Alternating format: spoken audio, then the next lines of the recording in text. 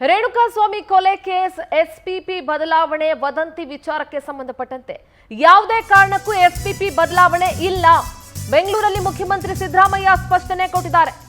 Spp special public prosecutor Prasanna Kumar ಬದಲಾವಣೆ ಬಗ್ಗೆ ಚರ್ಚೆನೇ ಆಗಿಲ್ಲ ಅಂತ ಬೆಂಗಳೂರಿನಲ್ಲಿ ಮುಖ್ಯಮಂತ್ರಿ ಸಿದ್ದರಾಮಯ್ಯ ಸ್ಪಷ್ಟನೆ ಕೊಟ್ಟಿದ್ದಾರೆ. ಇಲ್ಲೊಂದ್ ಕಡೆ ಎಸ್ಪಿಪಿ ಬದಲಾವಣೆಗೆ ಬಹಳಷ್ಟು ಒತ್ತಡ ಕೇಳಿಬರ್ತಾ ಇದೆ ಅನ್ನುವಂಥ ಗುಮಾನಿ ಎದ್ದಿತ್ತು.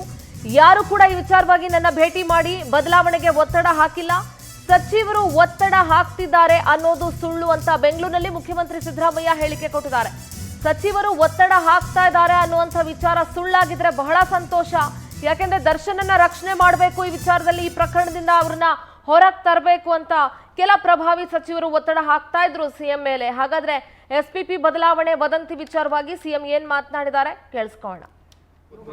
ನನ್ನ ಮೇಲೆ ಯಾವ ಮಿನಿಸ್ಟರ್ ಒತ್ತಡ ಹಾಕಿಲ್ಲ, ಒತ್ತಡ ಹಾಕಿದ್ರು ಕೇಳಲ್ಲ.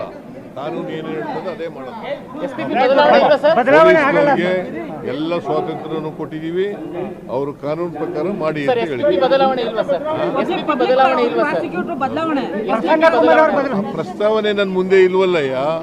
ನನ್ನ ಮೇಲೆ ಯಾವ ಮಿನಿಸ್ಟರ್ ಒತ್ತಡ ಹಾಕಿಲ್ಲ, ಒತ್ತಡ ಹಾಕಿದ್ರು ಕೇಳಲ್ಲ.